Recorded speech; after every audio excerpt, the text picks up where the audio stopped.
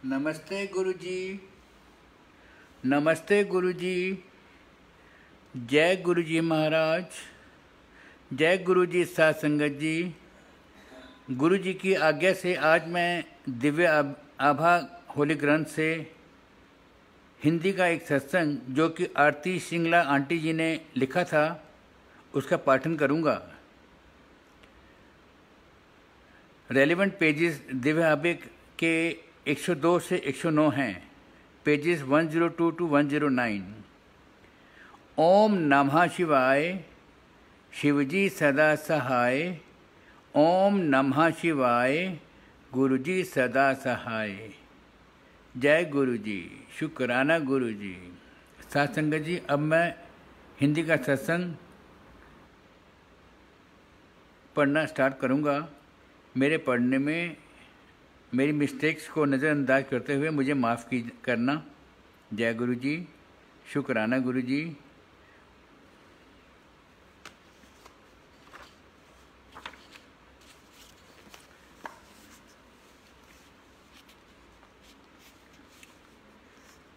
इस सत्संग का शीर्षक है विद्यालय से आईफल टावर तक गुरुजी के संरक्षण में। गुरु ब्रह्मा गुरु विष्णु गुरुदेवो महेश्वरः गुरु साक्षात पार ब्रह्मा तस्मै श्री गुरुवे नमः। गुरु जी से मिलने से पूर्व ईश्वर की दया और उसके प्राणी प्रेम में मेरा विश्वास सदा स्थिर रहा था। गुरु कृपा का शब्दों में वर्णन करना अति कठिन कार्य है। जिस भांति परमात्मा प्रार्थनाओं का फल देते हैं, उसी प्रकार गुरु जी के सत्संगों में वक्ता और श्रोता दोनों को वरदान और असीम आनंद प्राप्त होता है। मैंने सुना है ईश्वर हमारे कर्मानुसार परिणाम देते हैं, किंतु मैंने गुरु जी को अपनी दिव्य ज्वाला में हमारे दुष्कर्मों को जलाते हुए देखा है। फलस्वरूप हम उस जीवन से उभर सके हैं जो उनके कोमल चरण स्पर्श कर कृतज्ञ हुए बिना जीना पड़ता। गुरु जी के प्रथम दर्शन के समय मैं 11वीं कक्षा में पढ़ती थी। यद्यपि मेरा जन्म पंजाब में हुआ था, उस समय हम नोएडा में रहते थे और मुझे पंजाबी भाषा का ज्ञान बिल्कुल नहीं था। अतः मुझे शब्द या गुरु जी का कथन बिल्कुल समझ नहीं आते थे। निस्संदेह प्रथम दर्शन पर मुझे कितना अच्छा प्रतीत हुआ, यह वर्णन करना बहुत कठिन है। मेरे प्रभु के शब्द मेरी वाणी में। अपने विद्यालय के वार्षिक कोर्स पर मुझे स्वागत भाषण देना था। यद्यपि मैं यह सदा से करती आई थी, इस बार मुख्य अतिथि अति वरिष्ठ अधिकारी थे। मेरे उपसंहार पर सब उपस्थित गणों ने तालियों की गड़गड़ाहट से मेरी प्रशंसा करी। मंच से उतरते ही सब ने मेरी सराहना करी और बधाई के पुल बांध दिए। शिक्षकों और सहपाठियों ने अचरज भरे चेहरों से मुझे बताया कि भाषण देते हुए मुझ में परिवर्तन स्पष्ट झलक रहा था। उससे भी अधिक अचंभा तब हुआ जब मुख्य अतिथि का भाषण मेरे कहे हुए पर आधारित था। अंत में उन्होंने मेरे उपसंहार को महत्व देकर उससे ही अपना भाषण समाप्त किया। सबको यह आश्चर्यजनक प्रतीत हुआ, पर मुझे पता था कि गुरु जी की कृपा से ही यह संभव हो सका। वास्तव में जैसे ही मैंने अपना भाषण प्रारंभ किया, मुझ में एक अद्भुत ऊर्जा का संचार होने लगा और मैं अपने शब्दों में उत्तेजना भर सकी। इसके अतिरिक्त मैंने अपने विद्यालय में अनेक बार गुरु जी के पुष्पों भरी सुगंध का अनुभव किया है। कक्षा 12 में सहायता। 12वीं कक्षा में पहुंचने पर अध्ययन का महत्व अधिक हो गया था। एक दिन प्रसाद देते समय गुरु जी ने मेरे विषय पूछे। मैंने उन्हें बताया कि मैं वाणिज्य की विद्यार्थी हूँ, तो उन्होंने अर्थशास्त्र पर प्रश्न कर दिए। उन्होंने मेरे से ऋण नियंत्रण, क्रेडिट कंट्रोल पर प्रश्न पूछा, तो उत्तर पता होने पर भी मैं बुद्धि शून्य हो गई। यद्यपि उस समय मुझे समझ नहीं आया, आने वाले समय में मुझे पता लगा कि गुरु जी ने क्या किया था। गुरु जी की चेतावनी से मैं इस विषय पर विशेष ध्यान देने लगी। इसके बाद जो हुआ उसके लिए मैं तत्पर थी। वर्ष के उत्तरार्ध में हमारी अर्थशास्त्र की अध्यापिका चली गईं और यह विषय स्वयं पढ़ना पड़ा। गुरु जी की सावधानी से मैं सतर्क हो गई थी और बिना किसी कठिनाई के मैंने इस विषय में 97% अंक प्राप्त किए।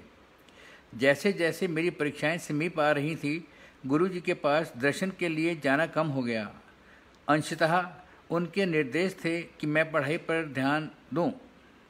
13 जनवरी उत्तर भारत में लोहड़ी के दिन मैं अपने माता पिता और भाई के साथ गुरुजी के दर्शन के लिए गई थी। परीक्षाएं समाप्त होने से पूर्व यह अंतिम दर्शन होने की संभावना थी। गुरुजी उस समय स्वयं प्रसाद वितरित कर रहे थे और जब तक मेरी बारी आई तो वह टॉफ़ी दे रहे थे। प्रसाद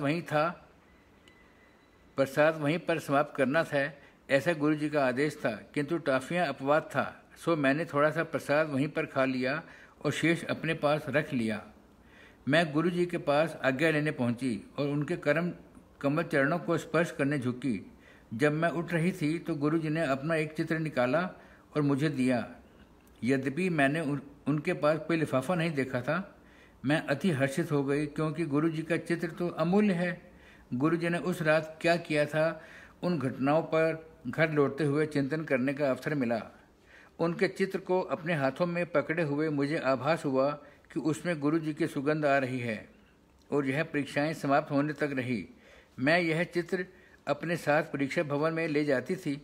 अंतिम परीक्षा समाप्त होते ही उसमें सुगंध आनी बंद हो गई, मानो गुरुजी ने अपने चित्र में परीक्षाओं के लिए ही विशेष धारा प्रवाहित करी थी। उस रात घर पहुंचने पर जब मैंने बची हुई टॉफ़ियाँ गिनी तो कुल 12 थी, प्रत्येक परीक्षा के लिए 2। गुरुजी के चित्र और इन टॉफ़ियों के साथ मैंने अपनी परीक्षाएं पूर्ण करी। बहुत अच्छे अंकों से उत्तीर्ण होकर दिल्ली के ही सबसे अच्छे महाविद्यालयों में से एक में प्रवेश पाने में सफल रही थी। प्रेम, आइसक्रीम और सबसे मनोहर जन्मदिन। ये अगला सत्संग है साथ संगत जी। प्रेम, आइसक्रीम और सबसे मनोहर जन्मदिन। एक दिन गुरुजी ने कुछ भक्तों के साथ गुड़गांव के एक होटल में जाने की योजना बनाई और मुझे भी साथ आने को कहा। कुछ ही देर में हम सब ब्रिस्टल होटल पहुंच गए। गुरुजी का पूरा ध्यान मुझ पर केंद्रित था, क्योंकि मैं सबसे छोटी थी। गुरुजी ने तीव्र गति से होटल का चक्कर काटा और फिर बैठकर सबके लिए शीतल पेय मंगवाए। उसके साथ ही कुछ खाने का आहार आया और बाद में आइसक्रीम भी आई। हमने अविस्मरणीय समय व्यतीत किया। निकलते हुए कारों में चढ़ने के समय गुरुजी ने विशेष रूप से मेरी पूछताछ की और यह ध्यान रखा कि मैं सही प्रकार से उनके स्थान तक पहुंच सकूं। गुरुजी ने अपने निवास पहुंचने पर मेरे अनुभव के बारे में पूछा। वह तो अति निराला ही रहा है। गुरुजी ने मेरे से यह भी पूछा कि क्या मैंने आइसक्रीम खाई थी। गले में कष्ट होने के कारण मैंने नहीं खाई थी। गुरुजी ने कहा कि आइसक्रीम खाने से मेरा गला ठीक हो जाता। कालांतर में मुझे पता लगा कि गुरुजी ने मेरे गले का कष्ट समाप्त कर दिया था। उस दिन के पश्चात मेरा गला, जो हर वर्ष एक बार अवश्य खराब होता था, कभी खराब नहीं हुआ। गुरुजी के उत्कृष्ट संरक्षण और प्रेम की विशेष झलक एक दिन और प्रकट हुई। हम संगत में शब्द सुन रहे थे और गुरुजी द्वारा प्रसाद वितरण की प्रतीक्षा कर रहे थे। गुरुजी के आदेश पर प्रसाद लाकर उनके पास रख दिया गया। उस दिन गुरुजी ने जिस ओर मैं बैठी थी उधर से प्रसाद बांटना आरंभ किया। प्रसाद लेने के लिए सबसे पहले मैं ही थी। जैसे ही मैं प्रसाद लेने के लिए उनके पास पहुंची, उन्होंने पंजाबी में यह कहकर कि मैं अपने जन्मदिवस का पूर्ण आनंद लूं, विस्मित कर दिया। संगत में किसी को मेरे जन्मदिवस के बारे में पता नहीं था। मेरे परिवार के किसी भी सदस्य ने उनको बताया नहीं था। वह मेरा सबसे मनमोहक जन्मदिवस रहा है। अगला सत्संग जी, उसका शीर्षक है गुरुजी असंभव करते हुए। दिल्ली विश्वविद्यालय से स्नातक में उत्तीर्ण होने के बाद मैं कुछ नहीं कर रही थी। गुरुजी ने मुझे सिम्बोसिस, एक प्रमुख संस्था से पत्राचार द्वारा MBA करने के निर्देश दिए। मैं अंतिम समय में प्रपत्र भरकर प्रवेश पाने में सफल रही। परीक्षाओं के लिए मैंने दक्षिण दिल्ली केंद्र अपना प्रथम विकल्प दिया था, किंतु दुर्भाग्य से मुझे दिल्ली के दूसरे छोर पर केंद्र मिला। मेरे पिता ने अंतरण के लिए आवेदन दिया, पर पुणे से उत्तर मिला कि एक बार केंद्र निर्धारित होने पर उसे बदलना संभव नहीं है। प्रतिदिन परीक्षाओं के कारण मेरा एक दिशा में 45 किलोमीटर यात्रा करना संभव नहीं था। अतः निर्णय लिया गया कि मैं अपने दादा दादी के पास रहूं, जो उस केंद्र से 10-15 किलोमीटर दूर रहते थे। नोएडा में उनके पास रहने से मेरा गुरुजी के पास जाना असंभव था। किसी प्रकार से मैंने पहली परीक्षा तो दे दी, किंतु मैं इतनी दुखी थी कि मेरा मन शेष परीक्षाओं को छोड़ने का बन रहा था। मैं रोई और गुरुजी द्वारा किसी प्रकार से इस स्थिति से निकालने के लिए विनती करी। उसके पश्चात जो हुआ उसकी कल्पना भी नहीं की थी। अगले दिन जब सब परीक्षा में मग्न थे, एक अधिकारी ने आकर घोषणा की कि क्या कोई परीक्षार्थी अपना केंद्र बदलने को इच्छुक है, और उनकी सूची में दक्षिण दिल्ली का केंद्र का नाम भी था। मैं तो उछल पड़ी और तुरंत अपना नाम लिखवा दिया। परीक्षा के अंत में उस अधिकारी के पास जाने पर उसने बताया कि अधिक परीक्षार्थियों के कारण इस केंद्र पर स्थान की कमी है और मेरा आवेदन स्वीकार हो गया था। अब मैं परीक्षाएं होते हुए भी गुरुजी के दर्शन कर सकती थी। गुरुजी के अन्यथा और कौन ऐसा कर सकता था। गुरुजी की शक्तियों को समझ पाना हमारी बुद्धि के वश की बात नहीं है। उनके कार्य तो तर्क को भी मात दे देते हैं। एक बार गुरुजी की संगत में भूकंप आ गया। पहले तो सब बैठे रहे, पर जब वह कुछ देर तक आता रहा तो कुछ हलचल आरंभ हो गई। यह देखकर अटल बैठे गुरुजी ने अपने मोड़ पर रखे हुए दोनों पैर पृथ्वी पर रख दिए। कंपन तुरंत बंद हो गई। एक दिन गुरुजी कुछ अनुयायियों के साथ, जिनमें मैं भी थी, मंदिर गए थे। निर्माण कार्य प्रगति पर था। सुविधा के लिए इन पर एक लकड़ी का पत्थर रख दिया गया था। हमने फटे पर चलकर प्रवेश किया, किंतु गुरुजी ने गीले सीमेंट पर चलकर प्रवेश किया। हम यह देखकर अति अचंभित रह गए कि उनके चलने के कोई चिन्ह शेष नहीं थे, किंतु जब हमने उसी स्थान पर बहुत तरीके से उंगली लगाई तो उसके निशान बन रहे थे। धन्य गुरुजी। अगला सत्संग है 15 दिन में विवाह। एक बार गुरुजी के चरण में आने पर वह हमारी चिंताओं और कष्टों का निवारण करते हैं। क्योंकि हमारा ज्ञान हमारे अनुभवों और वर्तमान परिस्थितियों तक ही सीमित है, हमें स्वयं की आवश्यकताओं को समझने की समझ सीमित है।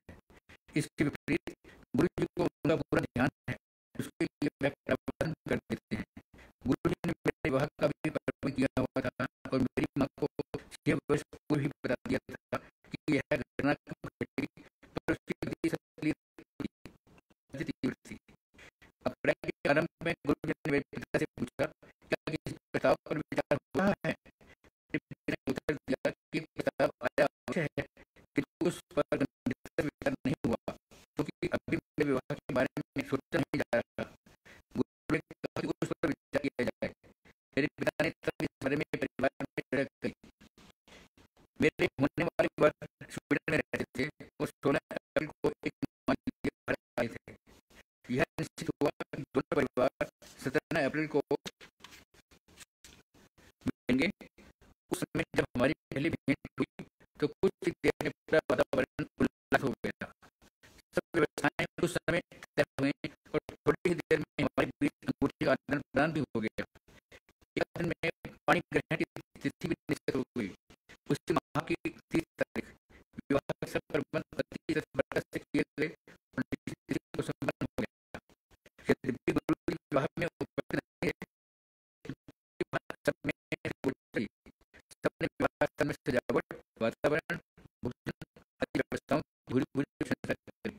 हर व्यवस्था में गुरुजी की कृपा ही झलक रही थी। अगला सत्संग का नाम है गुरुजी के साथ आईफल टावर पर। यात्री की छोड़ने की योजना की, क्योंकि उन्हें अपना एक काफिला था। 15 दिन मेरे लिए पार्क और वीजा दोनों मिलना था। यह शीघ्र स्वीडन के दूतावास को आवेदन किया गया, परंतु उन्होंने बताया कि सब आवेदन स्वीकृति के लिए स्वीडन भेजे जाते हैं और उसके पश्चात यहाँ से वीजा दिया जाता है। वह मेरे पति सुशील को अकेले ही स्वीडन छोड़ना पड़ा। प्रतीक्षा में एक माह व्यतीत हो गया। स्वीडन में उन्होंने भी दूतावास में टिकट करने के लिए निवेदन किया। जून के आरंभ में ऐसा लगा कि वीजा एक सप्ताह में मिल जाएगा। मेरी यात्रा टिकट 16 जून के लिए ली गई और पूरी गिनती प्रारंभ हो गई। 16 जून को दूतावास जाने पर ऐसा लग रहा था कि हमारा वहां जाना निरर्थक रहा। वहां पर क्योंकि इसका अर्थ था कि ये का विलंब। मैंने यह सूचना अपने पिता को दी और कुछ देर में पुनः प्रयास किया। वहाँ के अधिकारी ने मुझे मेरा वीजा दिया तो आश्चर्यचकित हुआ। प्रसन्न होकर मैंने यह सूचना अपने पिता को दी। आश्चर्य की बात ये कि उन्हें कोई आश्चर्य नहीं हुआ। बाद में मेरे पिता ने मुझे बताया कि मैंने मेरी सूचना आने से 15-20 मिनट पहले ही उन्हें वीजा मिलने की बात से अवगत कर दिया था। मैं समझ गई कि उस दिन गुरु जी के हस्तक्षेप के बिना वीजा मिलना संभव था। गुरु जी वास्तव में असीमित प्रेम के स्रोत हैं और उनमें विलक्षण प्रतिभाएं हैं। उन्हें कोई भौतिक अवरोध रोक नहीं सकते। वह त्रिकालदर्शी हैं और अपने अनुयायियों की पुकार पर सब सीमाएं पार कर सकते हैं। स्वीडन से एक सप्ताहांत हमने पेरिस में बिताने का निर्णय लिया। वहाँ पर जब मैं एफिल टावर की पहली मंजिल पर थी, मुझे अचानक गुरु जी की सुगंध का आभास हुआ। फोन पर मेरे पिता के साथ हुई अगली वार्ता में उन्होंने बताया कि गुरु जी मेरे बारे में पूछ रहे थे। उन्होंने इस वार्तालाप की तिथि और समय भी बताया। थोड़ी गणना करने पर पता लगा कि जब उन्होंने मेरे पिता से मेरे बारे में पूछा था, उस समय मैं एफिल टावर की पहली मंजिल पर ही थी। गुरु जी के साथ मेरे अनुभवों का वर्णन एक गूंगी महिला द्वारा मिठास के सदृश है। मैं मेरे लिए क्या है और मेरे जीवन में उनका क्या अर्थ है, यह शब्दों में व्यक्त करना मेरे लिए संभव नहीं है। मैं कहती हूँ कि जैसे आप हमारे संबंधों के इन स्वर्णिम दृश्यों में प्रयास करते आए हैं, उस प्रकार सदा हमारा हाथ थामे रहिए। कहते हैं कि पारस लोह धातु को शून्य मात्रा से उस स्वर्ण में परिवर्तित कर देता है, पर गुरु जी तो पत्थर को हीरे में बदल देते हैं। केवल पूर्ण विश्वास और निष्ठा पर ही नहीं है। इसके साथ मेरी श्रीमती श्रीमती